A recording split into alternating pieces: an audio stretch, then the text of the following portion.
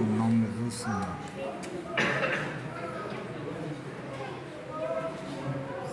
Queridos, amado Senhor. Amém.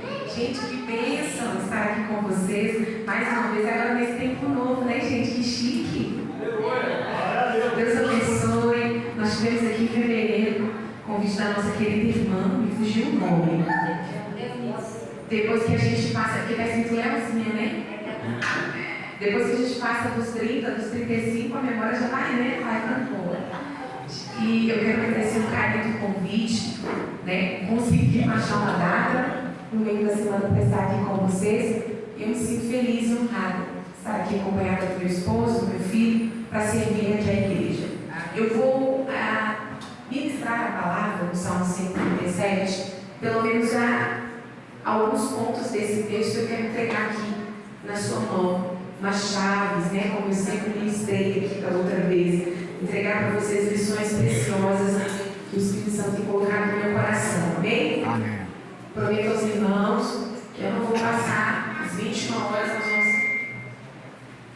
entregar a palavra, amém? Depois a gente volta, conclui, né? Que a palavra é profunda, daí umas 10 mensagens dentro de gente está aprofundando. A palavra já foi ministrada aqui nessa noite, tem canções que falaram conosco. Eu tenho certeza que nós vamos sair daqui com um culto completo. Amém? Salmo 137. Uma palavra que o Senhor tem dado no coração esse ano. E eu quero liberar uma porçãozinha do meu coração. Salmo 137, quem achou, diga eu na Bíblia. Quem não achou, diga eu também. Pode pegar a carona, meu irmão. Só não pode pegar a carona para ir para o céu, né, pastor?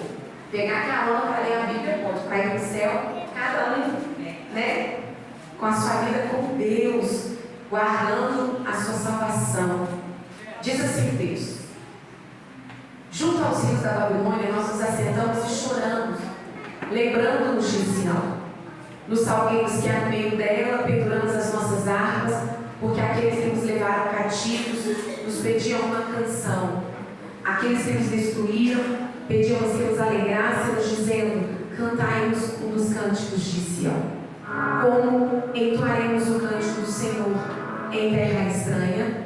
Se eu me esquecer de ti, ó Jerusalém, esqueça-se a minha mão direita que ela tem habilidade.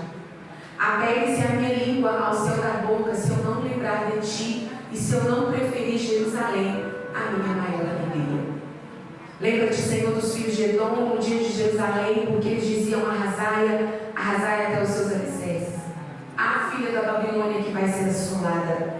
Feliz é aquele que retribuir conforme tu fizestes a nós. Feliz é aquele que pegar os teus filhos e der comer nas pedras. Amém? Que trágico, né, irmão? Pode se sentar.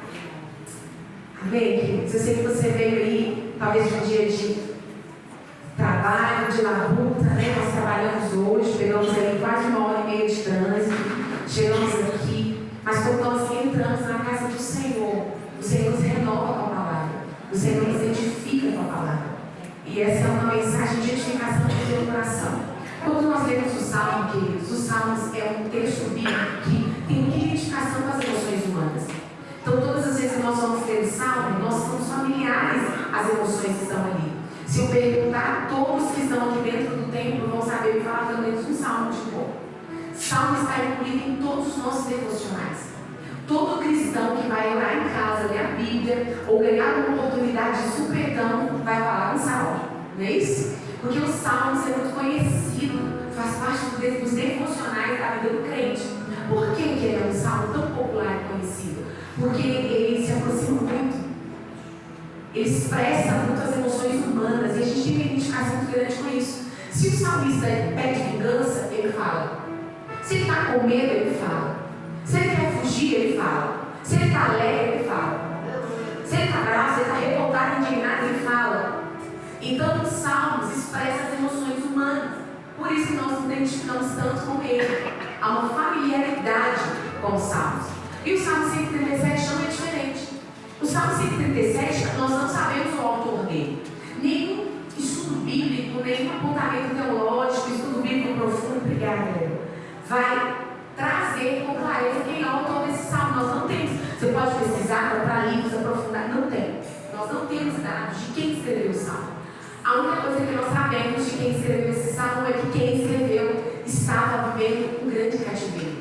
Quem escreveu estava escravo. Quem escreveu estava passando um dos piores momentos da história de Israel. Era o cativeiro. A única informação que eu tenho. Porque ele vai dizer que as margens do rio da Babilônia nos assentamos e choramos. Então ele está na Babilônia. É uma escravidão. É a pior vergonha, a pior dor da nação foi esse cativeiro chamado cativeiro da Babilônia. E este autor, ele vai expressar as emoções dentro do cativeiro. Para a gente entender por que o povo de Deus, o povo de Israel, foi para o cativeiro, um povo que o Senhor havia prometido vitórias, batalhas, um povo em que o Senhor teve a intenção e tinha a intenção de ter um governo teocrático. O que é um governo teocrático? Eu vou habitar no meio do povo, eu que vou guiar o povo. Tanto que nas batalhas o Senhor dizia para Israel: vocês não precisam de pelejar, eu vou pelejar por vocês.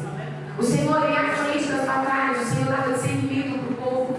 Como que um povo chamado povo de Israel, eleito, separado, foi parar numa escravidão, numa tragédia e uma escravidão? Para que você entenda isso, eu preciso que você entenda um pouquinho só da história, mas de maneira bem tranquila, nada maçante e cansativa. Depois dos reinados de Davi e Salomão, que são os reis mais populares que você conheceu na Bíblia, levantaram outros reis depois da morte desses reis conhecidos. Foram levantando outros reis, mas eles foram afastando da lei do Senhor. E esses reinados foram colocando no meio do povo e permitindo o pecado. Tanto que o pecado foi tão grande que a nação ficou polarizada, assim como está acontecendo na nossa política no Brasil hoje. Israel dividiu ao meio, polarizou a nação, rachou. Por a nação estar dividida, cada metade da nação elegeu o seu rei. O reino norte da nação passou uma régua no mapa, ficou dividido reino norte e reino sul, nação dividida. No reino norte levantou um rei e reinou na capital Samaria, e no reino sul levantou o segundo rei e reinou na capital de Jerusalém. Reino dividido, duas nações dentro de uma, dois reis dentro de um reinado só. E o reino sul, que é a parte sul de Israel, começou a pecar tanto, começou a levantar tantos pecados, tanta apostasia. O que é apostasia? Ignorar, falsificar a palavra, não defender. E aí começou a tanta apostasia que o Senhor começou a levantar alguns profetas para dizer ao povo e clamar ao povo e pedir arrependimento. Então, olha, veja comigo. A característica de Deus era uma nação que estava em pecado, era uma nação que estava virando uma nação completamente idólatra, ideologias, pecados, prazeres da carne, abandonaram os preceitos e a obediência a Deus. E o Senhor, olhando para todo aquele pecado, para toda aquela imundícia, Ele vai ainda tolerar de uma maneira misericordiosa. Ele vai levantar profetas para dizer a Israel: arrependam-se. Porque eu quero que você grave essa frase: antes de executar juízo, Deus tem prazer em usar a misericórdia. Antes do Senhor condenar, o Senhor vai primeiro enviar na frente a misericórdia dele. Porque o Senhor tem prazer na misericórdia. E sabe que é algo que eu e você não entendemos? Sabe por quê? Porque a gente glorifica, a gente amém. A gente falar é fácil, agora praticar. Porque a gente acha lindo, belo, a gente prega um Deus misericordioso, mas quando você vê alguém que matou, roubou, estuprou, pecou, traiu, aprontou um escambau lá fora, quando você vê alguém pegar a Bíblia e colocar debaixo do braço e vir para a igreja, alguém vai dizer assim: ah lá, está pagando santo, pecou, errou, fez o que fez e agora está achando que é santo. E às vezes até nós, no meio da igreja, a gente fica sabendo de um erro, de uma falha de alguém, mas a gente pensa assim: mas já está cantando, mas já está pregando, mas já está lá pagando santo, mas nossa, está lá na igreja. Por quê? Nós temos dificuldades para entender a misericórdia de Deus. A misericórdia de Deus não é para entender, é para viver. E aí a gente tem dificuldade, porque a gente fala: aprontou, matou, roubou, tem que pagar na justiça. A misericórdia de Deus não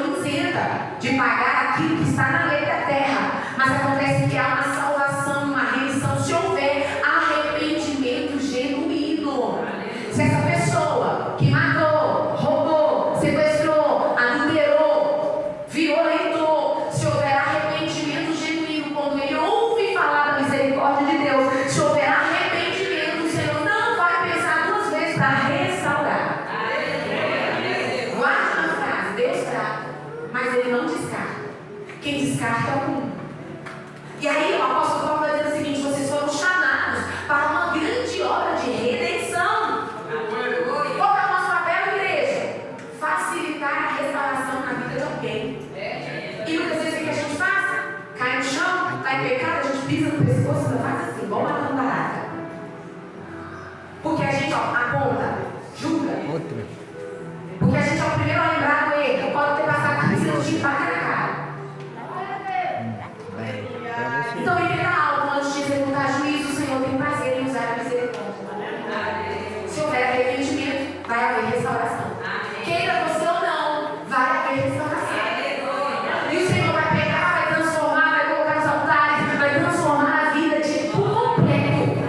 Você querendo ou não, você acreditando ou não, o Senhor é aquele que faz, que transforma, que regenera, que restaura. Evangelho e restauração. Então o meu papel não é julgar e nem apontar. O meu papel é facilitar o arrependimento na vida de alguém. Amém? Então o Senhor vai levantar os profetas como Jeremias. E ele vai escrever o livro de Jeremias e Lamentações de Jeremias. Porque ele vai chorar, ele vai profetizar chorando. Arrependam-se, vai profetizar com lágrimas. Por isso que apelidaram ele de profeta chorão. Lamentações de Jeremias. Ele vai profetizar chorando. E aí o Senhor vai, na boca de Jeremias, vai dizer: vai ao povo e diga ao povo para se arrepender. Diga ao povo para se chegar a mim. Eu sou o Senhor, eu quero restaurar, eu quero tirar todo o pecado de Israel. Diga ao povo: irmãos, entra no ouvido e sai no outro. Irmãos, o profeta chega para mim chorando. Anos e anos profetizando. O que a gente faria? Rasgaria as nossas vestes, como do costume judaico, cinza na cabeça, Senhor, eis-me aqui. Não, mas entra no ouvido e sai no outro. Quem é sujo, suja-se mais ainda, um abismo chama outro. E aí o Senhor vai mudar o discurso na boca dos profetas. O tom da profecia muda. Agora o Senhor vai colocar na boca dos profetas agora um discurso profético diferente. Arrependam-se. Porque se vocês não se arrependerem, e vem aí uma nação chamada Babilônia, vocês vão sofrer na mão. Arrependam-se, porque vocês serão subjugados por uma nação e haverá dor. Irmãos, Deus não está dizendo aqui um discurso vingativo. Não é o Deus que está querendo punir, porque ninguém, porque deixou de fazer isso, eu vou punir, porque minha mão vai pesar. É consequência do pecado. Deus não tem prazer no sofrimento. Só que Ele permite.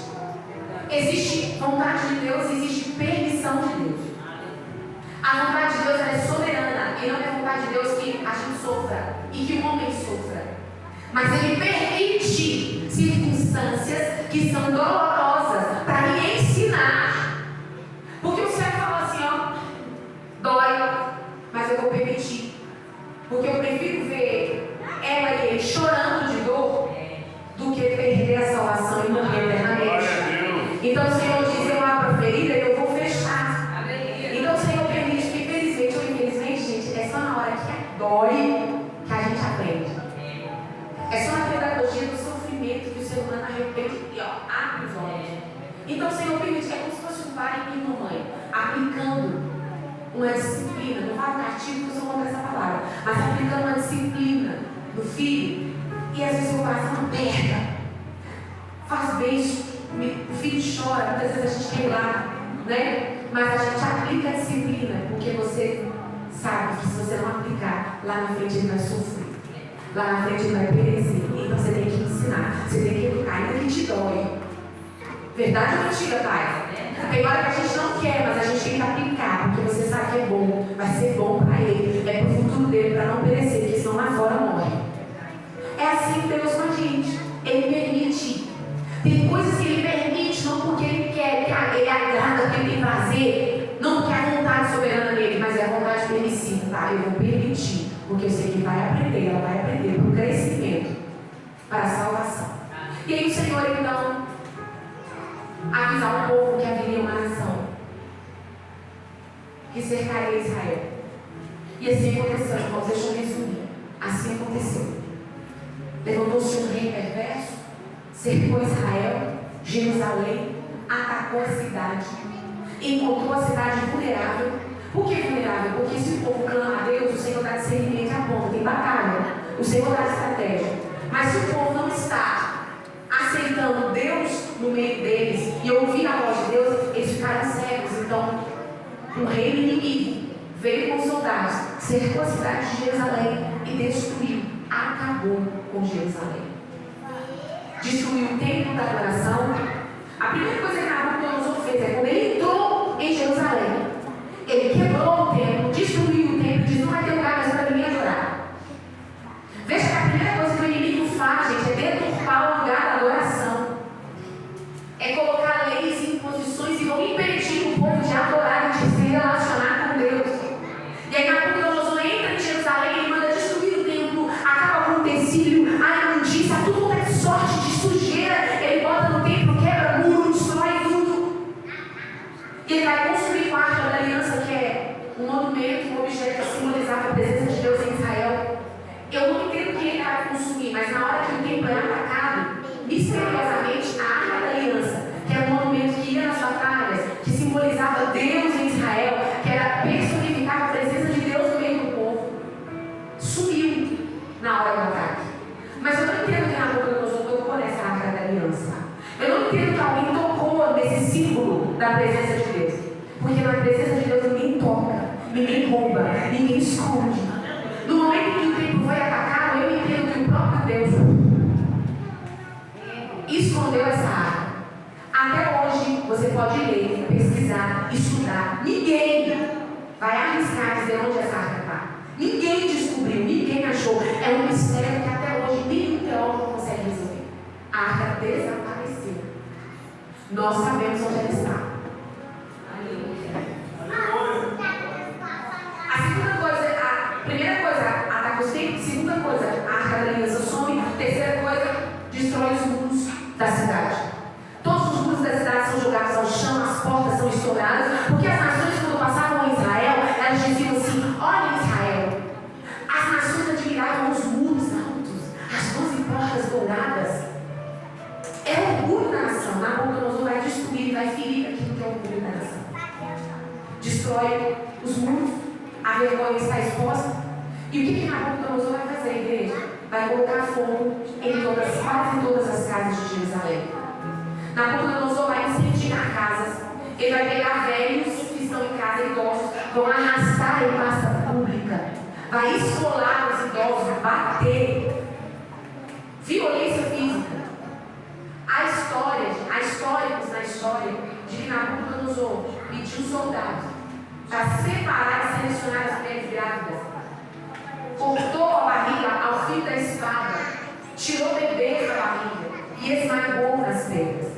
É por isso que o texto vai dizer: feliz é aquele que pegar os seus filhos também e leva com ele nas rochas. As mães que amamentam, os soldados tomam as crianças dos braços de mães, esmagam bebês recém-nascidos nas pedras. É uma tragédia, irmãos. Israel nunca viu isso. As jovens donzelas são estrupadas por soldados babilônicos, são violentadas. Filhos são mortos na frente de pais, pais são mortos na frente de filhos, pais têm filhas sendo estrupadas e violentadas, mães escutam choro de bebês sendo mortos nas pedras. Há choro, os idosos lamentam, há fogo, tragédia, está todo condenado porque o dia mal chegou. E o profeta Jeremias, vendo toda essa tragédia, ele vai continuar profetizando, ouvindo fogo, choro, gemido, luto. Ele vai subir um monte de escombros e ele vai colocar as mãos na cabeça, ele vai gritar. A profecia que está em Lamentações, ele vai dizer assim: ai, ai, caiu a coroa das nossas cabeças. Foi-se a glória que havia em Jerusalém. E ele vai clamar em meio a fogo, choro. Ele vai andar no meio das ruínas de Jerusalém. E ele vai gritar assim: põe a boca no pó, Israel. Quem sabe ele dá uma esperança. Mas Nabucodonosor não tem dó nem piedade. Ele invade, ele mata, ele destrói. Vai sobrar mais ou menos 20.000 pessoas, homens, jovens, fortes, que sabiam falar, sabiam entrar e sair, que sabiam falar idiomas, jovens de sangue nobre, descendentes de levitas, sacerdotes, descendentes de nobrezas. Esses homens fortes, jovens,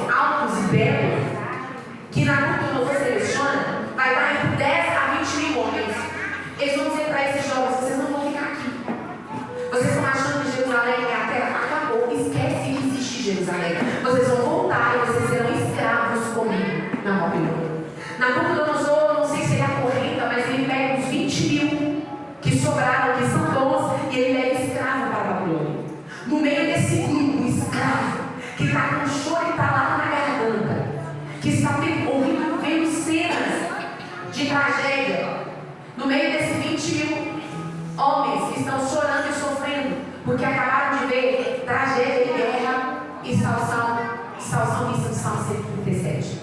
Está o autor do Salmo 137, no meio deste grupo escravo. E ele vai escrever: chegando na Babilônia, junto aos rios, nós nos assentamos e choramos. O que o salmista está escrevendo? Que eles chegam na Babilônia e Nabucodonosor vai falar: vocês esquecem de Jerusalém. Agora vocês são os meus escravos. E Nabucodonosor separa os rios, a margem do rio, ele separa as terras e diz assim para eles: fiquem aqui, plantem, vocês vão viver o que vocês plantarem, e eu sou a autoridade maior. Esquece que vocês têm Deus, esquece que vocês têm uma cidade chamada Jerusalém, acabou, não há volta mais. Esquece. E Nabucodonosor joga aqueles escravos ali às margens do rio, e eles aceitam ali e choram. E eles carregavam, irmãos, nos ombros uma espécie de instrumento musical chamado harpa. Eles não podem levar pertences com eles que Nabucodonosor não autoriza. Mas uma coisa que me chama a atenção é que todos eles estão carregando nas mãos um instrumento musical chamado harpa. Era comum as famílias terem harpas. Era comum, quando nascia uma criança, um pai presenteava uma criança com essa harpa, que é um instrumento feito à mão com corda. Se você for pegar a história de Davi, você vai ver que Davi, quando ele apresentava ovelhas, ele tocava harpas. Então era comum todas as famílias terem instrumento musical, porque toda festa, aniversário, jantar, almoço, terminava em celebração. As famílias de Israel sempre cultuavam a Deus, então tinha que ter instrumento, tinha que ter harpa. O que me chama a atenção é que eles não carregam pertences. Eles não podem levar pertences de casa, porque tudo foi queimado. Mas eles carregam nos ombros uma espécie de harpa, um instrumento musical com uma alça de couro, e eles levam nos ombros. Eles não deixam para trás um instrumento de adoração a Deus. Quando eles chegam nos rios, se você for acompanhar no texto, o salmista vai dizer o seguinte: às margens do rio da Babilônia, nós nos assentamos e choramos, lembrando de Sião. Os soldados que nos trouxeram cativos, aqueles que nos destruíram, pedimos que cantassem uma canção. Mas como entoaremos uma canção em terra estranha? Como entoaremos o canto do Senhor em terra estranha? Gente, para vocês entenderem aqui, a Babilônia era uma nação que gostava de arte de entretenimento, era um povo orgulhoso. Tudo o que acontecia é: senta aqui e me alegrem. Eles gostavam de entretenimento, eles gostavam que as pessoas alegrassem eles. Era entretenimento, era arte. E eles ouviram falar que o povo de Jerusalém sabia tocar e cantar como ninguém. As nações em torno de Israel conheciam Israel como um povo que canta o canto de Sião. Porque havia celebração, louvor, levita, Páscoa, sacerdote. Então, os soldados já ouviram falar de Jerusalém. Eles ouviram falar que existia um povo que era um povo que cantava o cântico de Sião. E aí, quando chegavam os escravos na Babilônia, os soldados olhavam para o povo e diziam: não é aquele povo que toca, não é aquele povo que sabe cantar, não é aquele povo que todas as vezes que eles reúnem tem cânticos, tem música. Eles vão ter que nos alegrar. Eles não estão aqui de graça na Babilônia. Então, quando eles chegavam e assentavam as margens do rio, os soldados se aproximavam, os soldados cutucavam e diziam: vamos pedir para eles cantar. Eles têm a obrigação de nos alegrar.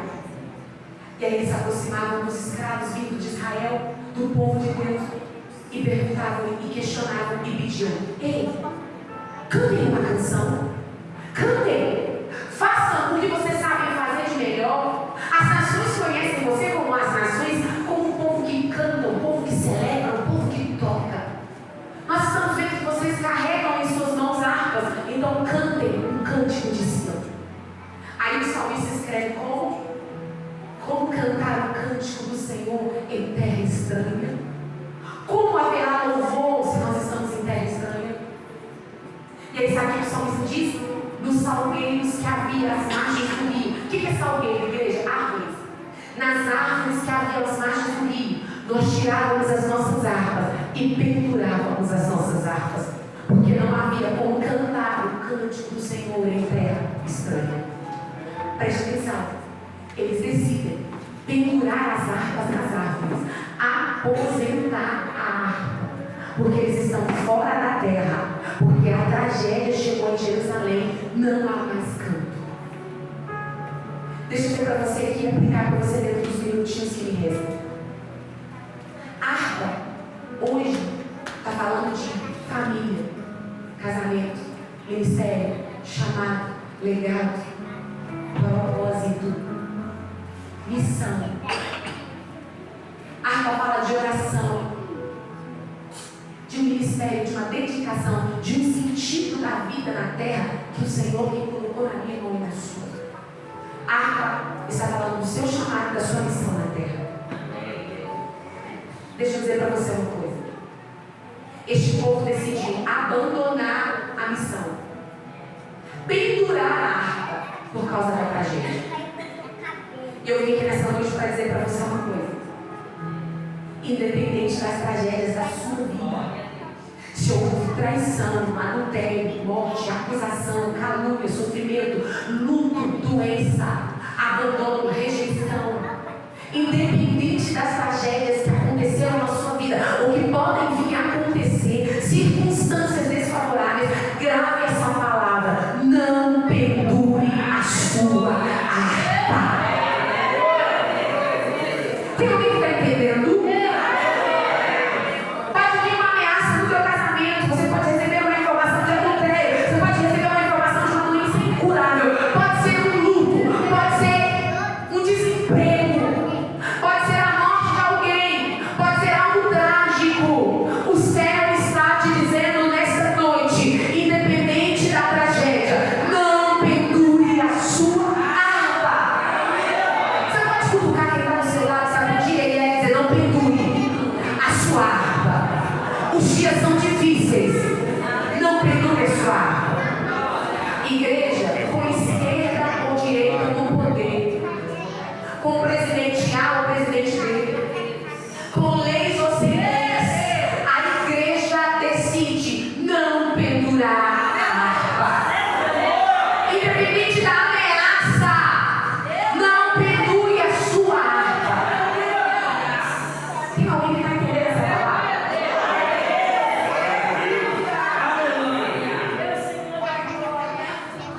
Eles decidem pendurar a harpa e eles vão viver 4 crises. Eu vou falar aqui em 2 minutos, em 5 minutos as 4 crises. Porque eles decidem pendurar a harpa, eles vão sofrer 4 crises. Igreja, se eles soubessem, o cativeiro durou 80 anos. Eles decidem pendurar a harpa. Eles nem sabem que eles vão ficar aqui, mas eles decidem abandonar. Eles poderiam olhar um para o outro e dizer assim: ei, nós somos 20 mil. Nós somos 20 mil com harpa nas mãos. Nós estamos vivos. A tragédia chegou em Jerusalém, mas nós estamos vivos aqui, ó. O Senhor permitiu que nós estivéssemos vivos. E se eles olhassem para o outro e pensassem assim: vamos pegar as nossas armas e vamos tocar uma canção de madrugada. Nós não estamos em Jerusalém, mas nós temos harpas. Nós não estamos em Jerusalém, mas nós temos um Deus que não depende de lugar. Nós não estamos em Jerusalém, mas o nosso louvor acompanha a gente aonde quer que a gente for. Fora do Brasil ou dentro do Brasil, dentro da minha cidade ou fora da minha cidade, tocarei a minha harpa. Eu não toco a minha harpa só em Jerusalém. Eu não toco a minha harpa só na igreja. Eles poderiam olhar um para o outro e dizer o seguinte: vamos tocar.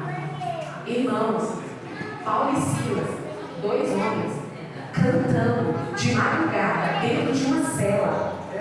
Deus estourou correntes, algemas e ferrolhos de grades. Agora imagina 20 mil homens tocando harpa na Babilônia de madrugada. Irmãos, Deus varria a Babilônia no mapa. Deus olhava para a terra e Deus queimava a Babilônia. Se eles decidiram, não. Mas o que eles vão fazer? A tragédia chega. Nós vamos pendurar a harpa. E porque eles penduram a harpa, eles vão sofrer 4 crises que eles não precisavam talvez de sofrer. 4 crises. Diga assim comigo: 4. A primeira é a desinstalação. O que é isso? Eles foram arrancados do lugar de origem. Eu não tenho tempo para destrinchar as 4 crises aqui. Mas vínculos quebrados. Eles foram arrancados do lugar que eles sonhavam e planejavam estar. Eles foram arrancados de mãe, de pais, então vínculos foram quebrados. Imagina você, bonita, casada, feliz, alguém pega o seu marido com violência e leva, você não sabe para onde. Imagina você ser arrancado no meio da sua família e levar escravo, você não sabe para onde direito e o que vai acontecer. Vínculos, crise da instalação, sentimento de inadequação, sentimento de eu não pertenço a esse lugar. Eles sofrem uma crise de existencial. O que eu estou fazendo aqui? Quem sou eu? Não, eu não pertenço a esse lugar. Cadê minha família? A identidade, gente, é fragilizada, porque nós somos nutridos pela família que nos serve, pelo lugar que nós estamos. Mas se você for arrancar a força, e se ele for levado escravo para o Japão ou para a China à força, ali você vai sofrer uma crise de identidade, porque estão arrancando luto. Crise de desinstalação é uma crise de luto também. Pensa, crise de existencial, quem sou eu? De onde eu vim? Para onde eu vou? E uma crise de luto. Luto é uma das piores dores que o ser humano pode viver na Terra. Luto. Primeira crise. A segunda crise é a crise da apatia e do desânimo. Por que é a primeira crise? Que o texto vai dizer, junto aos rios da Babilônia, assentamos junto aos rios da Babilônia. Desinstalação, eles estão fora de Jerusalém. Assentamos, desânimo, apatia. Sabe o que é apatia no dicionário? Falta de energia. Sabe o que é desânimo no dicionário? Permissão para a derrota. Eles penduram a harpa e eles vão sofrer crise existencial, crise do luto e, consequentemente, eles vão sentir desesperança e desânimo, falta de energia e permissão para a derrota. Podem nos marcar. Sabe o que eu tenho para dizer para você? Aqui não tem energia quântica, nem cósmica, nem falta de energia, como significa a palavra apatia. Aqui neste mundo tem uma energia acima de todas que se chama poder do Espírito Santo para trazer ânimo, vigor e revoltar. A terceira crise, rapidinho, gente, cada crise dessa dá meia hora de pregação. A terceira crise é a crise da melancolia e depressão. Junto aos rios da Babilônia, nos assentamos e choramos. Depressão, angústia. Já que é errado chorar? Não. Tem crise que eu e você vamos viver que nós vamos chorar. Gente, não é errado, você é ser humano, eu vou sentir desânimo, eu vou sentir crise existencial em alguns momentos da minha vida, você também. Mas sabe qual que é a falha? Errado é parar diante das crises. As crises atravessam, mas elas não podem me derrubar. A crise da angústia vem, mas eu não posso parar nela. Tem gente que para na crise do choro e fica anos. Olha, são 80 anos de cativeiro, eles decidiram ficar 80 anos chorando. Olhe para mim, tem hora que se você chorar, vai dar meio-dia. Se você não chorar, vai dar meio-dia do mesmo jeito. A Bíblia diz que há um tempo para tudo na terra. Há um tempo de chorar, mas também existe um tempo de cantar. Existe um tempo de cantar, mas também existe um tempo de chorar. Mas tem gente que não muda a estação e fica na estação do choro, lembrando do mundo, passou anos e anos, lembra da dor, lembra da tragédia, lembra de tudo e chora, chora, chora. Tem hora, irmão, que a gente tem que sacudir a poeira, enxugar as lágrimas e reagir e dizer, basta. O que passou, passou. Então Deus está dizendo para alguém nessa noite, é tempo de encerrar o luto. É tempo de enxugar as lágrimas. É tempo de parar de reclamar. A melancolia tem que passar. Reage, Israel. Tem gente que para na crise da angústia do que aconteceu ano passado. E isso alimenta a tua alma 10, 20 anos. Quando você assustar, você passou a vida e você continua numa estação só, a estação do choro. E Deus está dizendo, tem tempo para encerrar. Tem tempo para entrar, mas também tem tempo para sair. E o povo decide viver na crise do choro, porque pendura na harpa. Mas eles decidem tocar. Eles passam por essas crises de cabeça erguida, mas porque penduram a harpa. Existe uma frase de uma canção da Ludmilla Ferrer que diz o seguinte: em tempo de guerra, nunca pare de adorar. Porque se você parar, as crises te pegam. A quarta crise, a última crise, é a crise da nostalgia. Junto aos rios da Babilônia, nos assentamos, apatia, e choramos, depressão, lembrando de Sião, na memória. O que é nostalgia e saudosismo? Eles não querem fazer nada porque eles pensam assim: ah, nós estamos com saudade de Jerusalém. Ah, porque se a gente estivesse em Jerusalém, a gente tocava nossa harpa. Ah, mas na nossa época em Jerusalém era diferente. Hoje, tem gente hoje que para no passado. Aí fica assim: ah, mas se fosse na nossa época. Ah, mas há 2 anos atrás a igreja era diferente. Ah, mas aquele congresso lá atrás a blusa era mais chique. Ah, mas o pastor fulano de tal era mais legal. Ah, ele fica lembrando, remoendo e para. Meus 15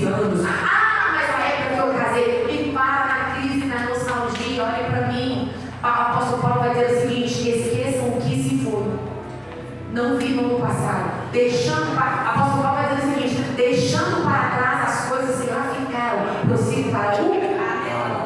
Deus vai bradar em Israel, vai dizer o seguinte: esqueçam o que se foi.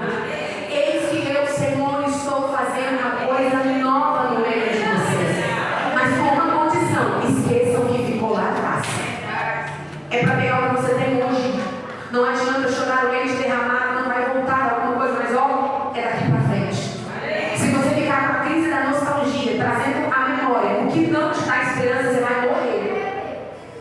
Aí Jeremias vai me ensinar: traga na memória o que te dá esperança. Eles ficam na crise da nostalgia e eles estão sentindo falta e estão sentindo saudade de Jerusalém. Igreja, a saudade não era de Deus, não. A saudade era do lugar. Ah, corta a minha mão se eu esquecer de Jerusalém. Ó, a nostalgia. Cola a minha língua no céu da boca que eu fique imundo se eu não lembrar um só dia de Jerusalém. Eles não estão com saudade dos cultos da presença de Deus, eles estão com saudade do lugar. A relação com Deus era geográfica. Ah, se eles soubessem que o céu está procurando aqueles que adoram em espírito e verdade. Eu não habito em templos feitos com mão de homem. Não, não é lugar, não é geografia, Israel. É a minha presença com vocês em qualquer lugar. É isso que Deus quer ensinar. Então olhe para mim, independente da tragédia que você está vivendo, perdoa sua harpa não. Porque senão a apatia vai te pegar. A depressão, a crise existencial, o luto, a desinstalação e a nostalgia, você vai ficar comparando e lembrando o tempo todo do passado. Isso vai travar você de avançar. Tem gente que não recebe a bênção e a vitória porque para nas crises. Não é errado passar pelas crises, errado é parar diante delas. Então a ordem para o Senhor nesta noite é: não pendure a sua alma. Você pode se colocar de pé? Gente, é só uma introdução rápida aqui dessa mensagem. Mas eu quero que você gravar essa mensagem novamente, você ir para casa, para dizer o que Deus falou no teu coração. Mais uma vez, olha para quem está do seu lado e diga: não pendure a sua alma. Independente da tragédia, independente da derrota, independente da acusação, toca a harpa, irmão. Toca a harpa, irmão. Daniel estava no meio da crise. Daniel estava junto com os homens que foram levados escravos. É uma questão de escolha. O que ele fez? Eu vou parar diante da prisão. Ele orava 3 vezes ao dia. Ele decidiu não pendurar a harpa na oração. Eu estou na Babilônia, mas a crise não me para. Eu estou na Babilônia, mas eu vou continuar orando igual eu orava em Jerusalém. Daniel entendeu que as crises não podiam parar. Alguém entendeu? Eu quero trazer essa palavra de ânimo e orar por você. Eu sei que pode ter alguém aqui que está quase entregando a harpa. Eu sei que pode ter alguém aqui que pendurou a harpa. Ou alguém que está com a harpa na mão e não consegue mais nem tocar. Eu quero encerrar lendo esse salmo aqui.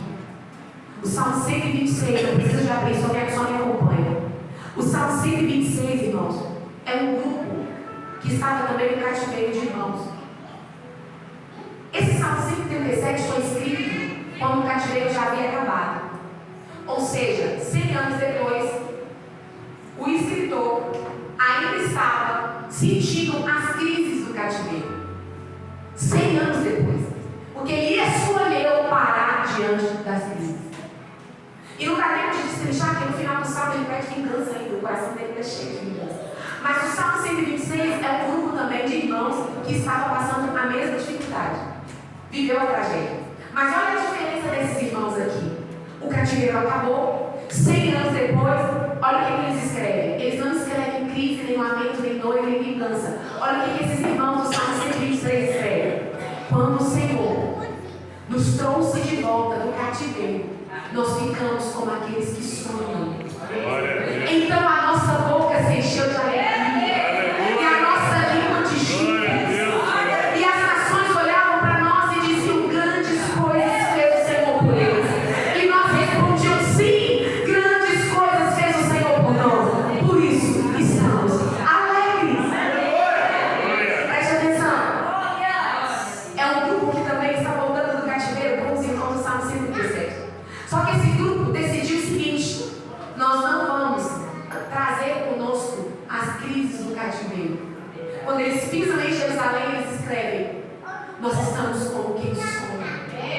a nossa boca se encheu de alegria e a nossa língua de júbilo. Ou seja, nós não penduramos as harpas, nós estamos com um novo cântico. Oh, gente, as nações tinham que humilhar Israel, sim ou não? Eles tinham que olhar para a pastor e falar: ó, o povinho que tinha Deus como centro lá, é escravo. E o Deus dele abandonou eles na Babilônia. Há um povo sofredor. Cadê o Deus de vocês? Vocês ficaram quase 90 anos como escravos. Era motivo de zombaria? Não. Mas por quê? Eles estavam cantando. Havia um novo cântico. As nações que passavam para espiar e para zombar e para humilhar mudaram de discurso. Quando eles ouviam canção e adoração, eles diziam assim: ei, não vamos humilhar e zombar deles, não. Grandes coisas fez Deus por eles.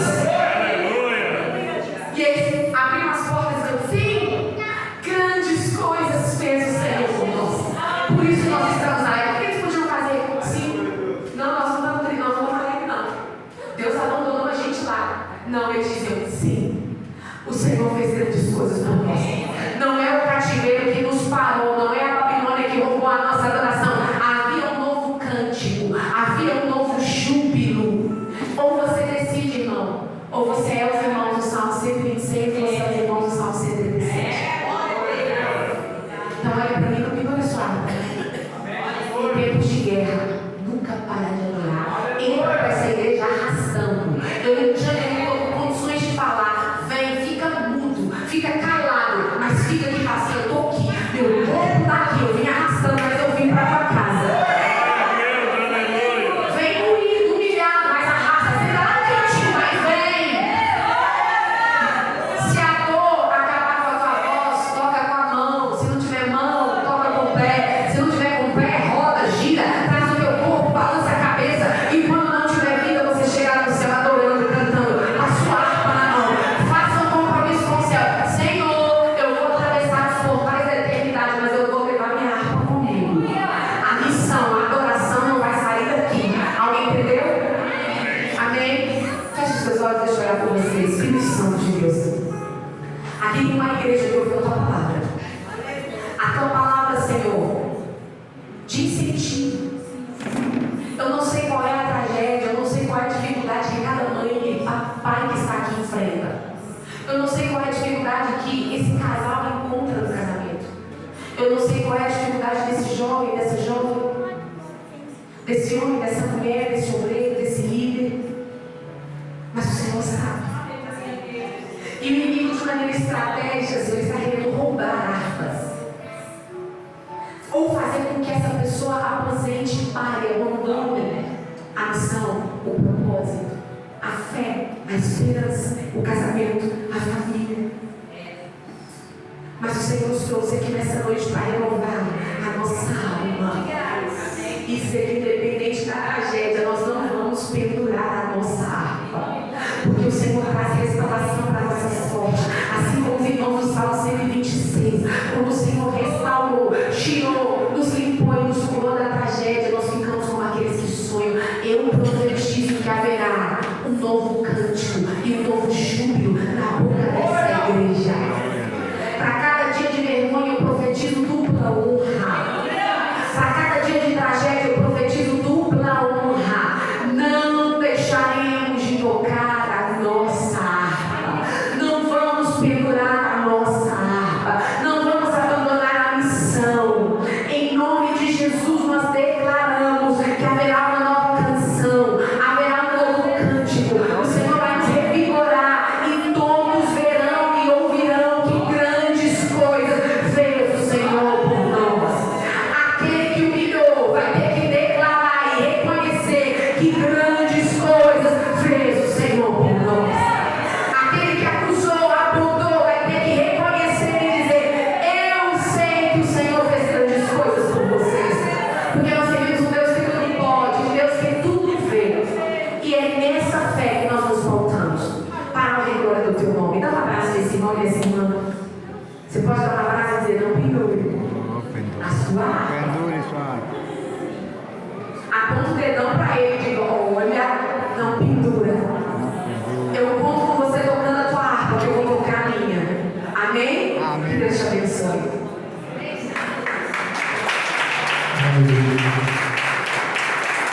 Louvado seja o nome do Senhor. Irmãos, nós vamos dar o tempo.